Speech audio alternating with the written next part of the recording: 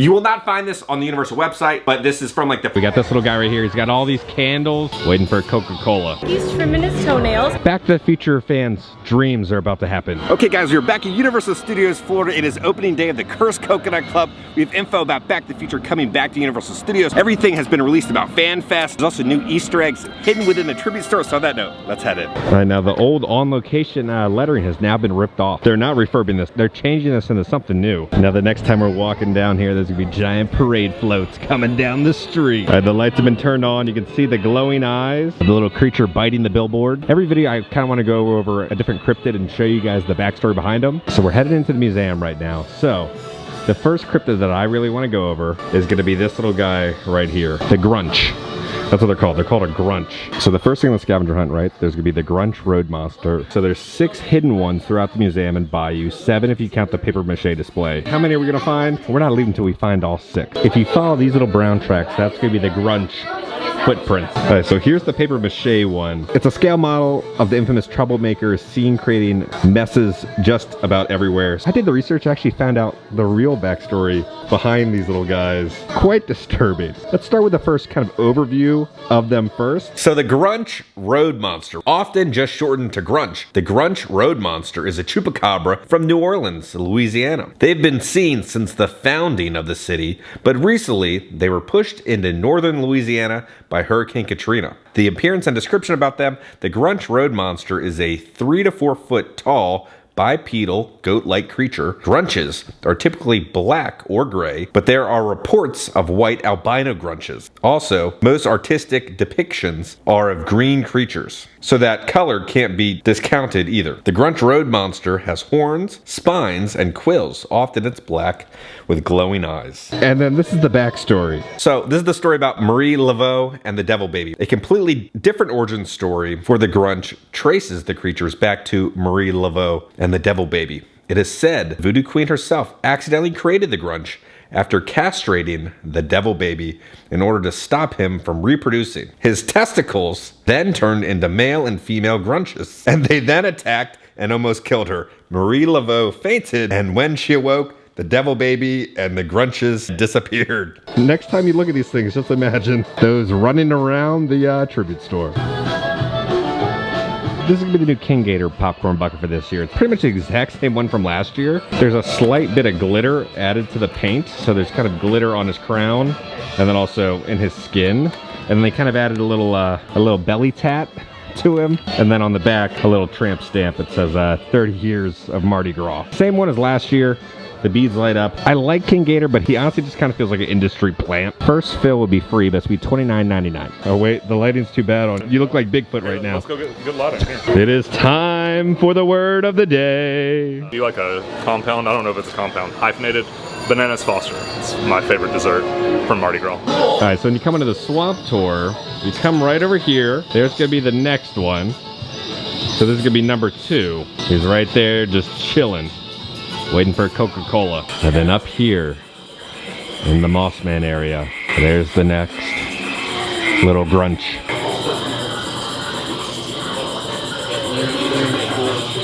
And then over here hidden on the tree is the next little Grunch. Oh, those are creepy little guys. Look at them. And then inside the Baron's house, there's gonna be another one right here. He's cooking, right? He's like a little spooky Remy. He's helping cook some dinner for the Baron, adding some spices. He's adding some falcon's feathers, it looks like. So, you know, they're worshiping King Gator. But then over here, the real star of the show is the little Grunch. He's hidden up here. This one is really hard to spot.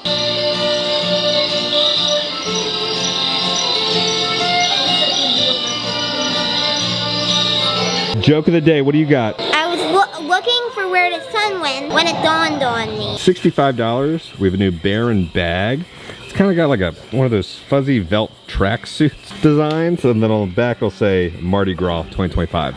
But 65 bucks, it's kind of like Universal's version of a lounge fly. $25, they have kind of a little wearable Baron hat for Marty Gras. Okay, so over here, I just noticed this. So it's going to be the shark jawline from 1975. It's going to be the opening year of Jaws. And it said it was discovered in Martha's Vineyard. It's a replica. It's rubber. So it says, commission piece to match the bite mark found on many victims of the small beach town up north. The artist is Bruce. So over here, they're going to have the Bayou Build-A-Bead bar. Be a bead deal. Look snazzy, feel jazzy.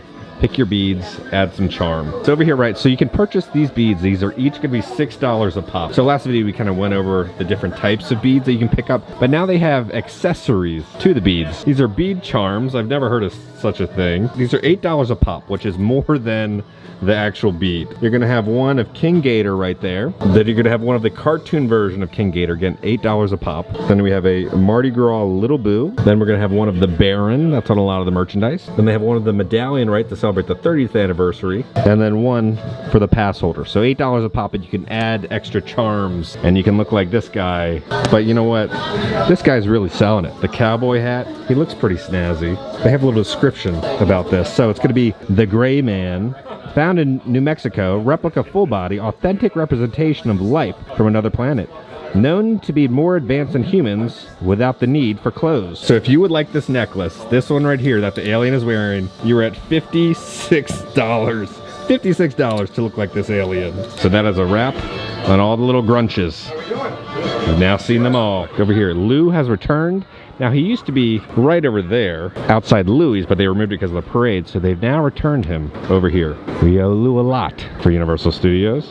It is kind of cool with like the moon in the back. He's returned here, then they also have the little plaque talking about Lou. So let's go over that real quick. So here's a quick backstory about Lou R. Wasserman, right? He was the chairman of Universal Studios. So he lived from March 22nd, 1913 until June 3rd, 2002. Lou R. Wasserman was one of the most highly regarded figures in the entertainment industry for decades. He had guided the course of film, television, and music, and recreation, as well as the world of politics and philanthropy. During his career, he built MCA, later renamed to Universal Studios, into a preeminent entertainment company and simultaneously transformed the industry through his innovation, creativity, and vision. I never noticed this. So they have the little wait time right here. So you're gonna have Shrek's ears right here, like Poppy or Branch, and then Po from Kung Fu Panda. We're coming over here to the time machine, the DeLorean, because we gotta talk about FanFest, right? Back to the Future fans' dreams are about to happen with this event. Let's go over the whole rundown of everything. As we know, the Star Trek is going to be there. Engage in the unforgettable Star Trek Odyssey. Prepare for a journey beyond stars, an immersive Star Trek experience. Then we've got to go back to the future. There's a time and a place for everything, and it's 1955. Step into Hill Valley. And then your Dungeons & Dragons quest begins here. Fantasy becomes reality as you help solve the mystery of Waterdeep. Celebrate with the Straw Hat crew. Set sail into the world of One Piece with Luffy and his crew. It's time to go all out. Go to the max with manga series Jujutsu Kaisen. So then we get deeper dives into actually what's going to be happening within there. Time travel to the real Courthouse Square. Travel back to Hill Valley in 1955, just like Marty McFly. Relive iconic film moments from Back to the Future as Courthouse Square comes to life. Take a photo in your cosplay with Einstein and the iconic time machine. Experience the enchantment under the sea dance, along with a recreation of the clock tower lightning strike that sends Marty back to the future. There's also gonna be 50s themed food and retro drinks. And there's also gonna be exclusive Back to the Future apparel and accessories that you can pick up. I'm so excited to try all these different foods. Then in Super Nintendo World, it's all gonna be a Yoshi experience. There's gonna be a meet and greet with Yoshi in Super Nintendo World. There's also gonna be a scavenger hunt. You can find Yoshi's hidden eggs, search for Yoshi's hidden eggs on a fun-filled scavenger hunt throughout Mushroom Kingdom. There's also gonna be nightly drone moments. So there's gonna be a special drone experience in the sky inside Super Nintendo World. There's also gonna be a special Yoshi tasting menu inside Toadstool Cafe. There's also gonna be themed Yoshi merchandise that's just gonna be for the event. And then over in the Wizarding World, you're gonna be able to encounter magical creatures. Hogsmeade has recently become even livelier with magical creatures. Now is your chance to meet a baby dragon, a Kame, and yes, a Niffler who loves shiny, sparkling treasures. There's also gonna be new feasts at 3 broomsticks to try, and also special merchandise. As you can see, there's a Pygmy Puff inspired hat. And then when it comes to Dungeons & Dragons, fight to save Waterdeep. Join fellow Harpers on a Dungeons & Dragons quest to save Waterdeep from the clutches of the notorious beholder Xanthar, the Beholder, in the in-world action-packed Dungeons & Dragons Secret of Waterdeep.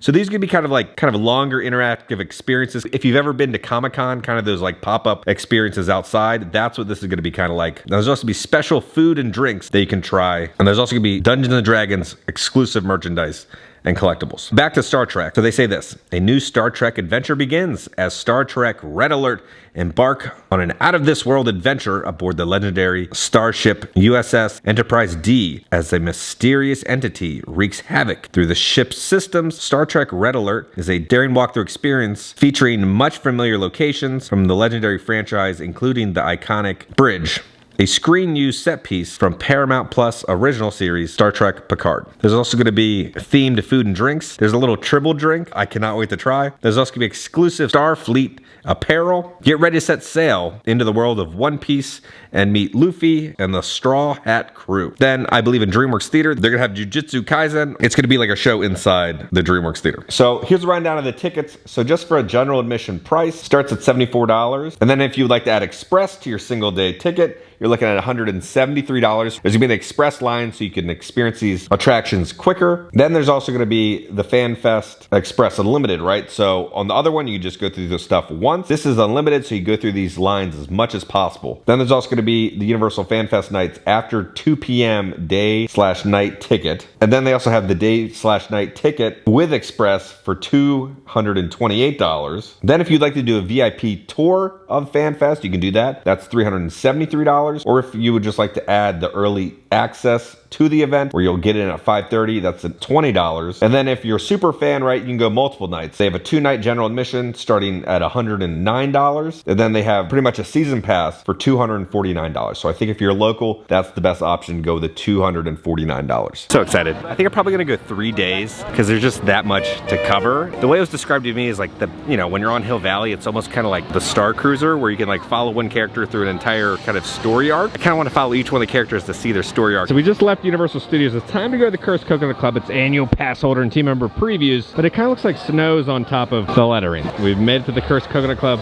They got some projections right here. We got this little guy right here. He's got all these candles. Serenity. Serenity now. He's got love in there.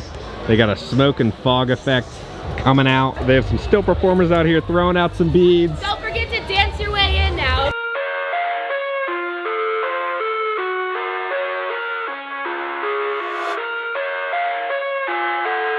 All right, we're coming in. The music is so loud.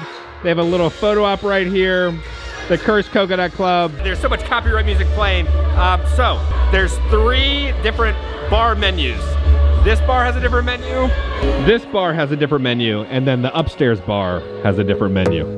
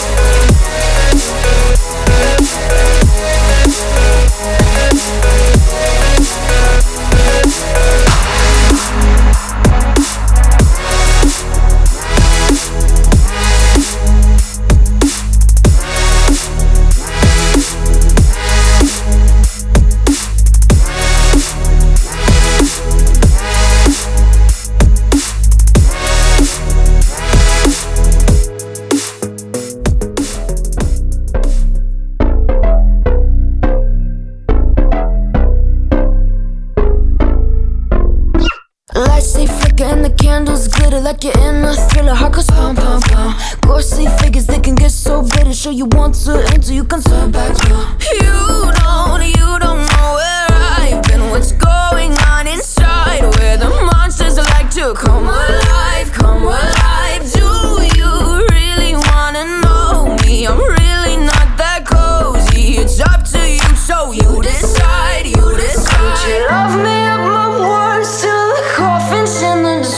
try to break me like a curse. You know that will never work. I'm a little bit absurd. I like dancing on the verge. Anyone can love a pretty little mansion.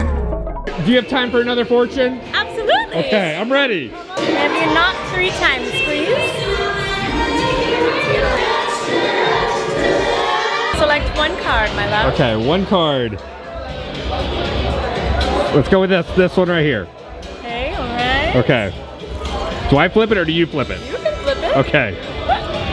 It's yours. Oh, great. Oh, great. That's. Wow. I didn't want that one. No, that is the. What do you mean you didn't want that one? I don't want Diablo. I don't want the devil. No. Well, yes. Why? Because it symbolizes What does it symbolize? What positivity comes out of that card? truly at the card. All right. Well, I see Satan. Okay. I see a man and woman chained up. I don't want to be part of that. Like he's having to like trim his toenails. I don't want to trim Satan's toenails. I don't think he's trimming his toenails, but we can go with that. Clearly there is something. This doesn't mean that this is you, Okay. but there is something in your life. Maybe you are. Oh God. Okay, let me regroup. There is something in your life that you are struggling with. Okay. It could be a person, it could be a situation. I honestly just want to like drive home. Something that is definitely you're not comfortable with. What is that? The showers are cold. I'm starting to go gray. That's a thing, right? Are you upset about it? It's whatever. Color change. So I got the Mystic Mirage, Empress 1908 Gin, Elderflower Liqueur, Lemon Juice with a lavender syrup. Now I will say the portion size is incredibly small because after tip you're looking at $20+ for this drink. And then also it's pretty much just filled with complete ice. Elderflower, you're gonna get that very kind of flowery fragrance in there. But the lemon juice just kind of tastes like you're drinking the lemon sanitizer. It felt like that inside the drink. I'm gonna do like a 4.5 out of 10. They have a Zoltar machine here. It's free too. So we're gonna press it. Please no devil card. Please no devil card.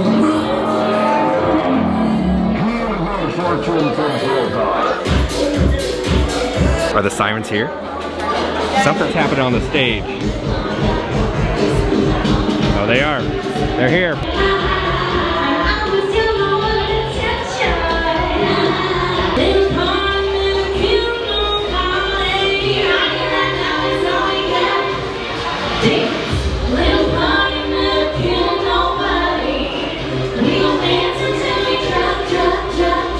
Okay guys, we're back in the office. Before we talk about more of the Back to the Future stuff coming for FanFest, we'll talk about the Cursed Coconut Club. Really well done, right? I kind of love the variety of kind of immersive environments there. It celebrates the 30th anniversary of Marty Gras with the special like posters and medallions from years past. So I thought that was very well done. I love the like fortune teller vibe upstairs. Little details like this, like custom little fortune cards. I love stuff like this. The team did a great job. Feels like Universal was giving them the proper budget and time to kind of, you know, design and create these, you know, immersive environments. So I'm excited to see what comes next. Let's talk about Back to the Future and what's going on with FanFest. You will not find this on the Universal website, but this is from like the press release for FanFest. This is what they said about Back to the Future. So it says Back to the Future Destination Hill Valley. This nostalgic experience is based on the 1985 Back to the Future blockbuster movie and invites guests to time travel back to 1955 Hill Valley alongside the film's iconic characters. Time travel begins the moment guests climb aboard the studio tour Fan Tram and venture towards Courthouse Square, the original filming location of this classic film located on the Universal Studios world-famous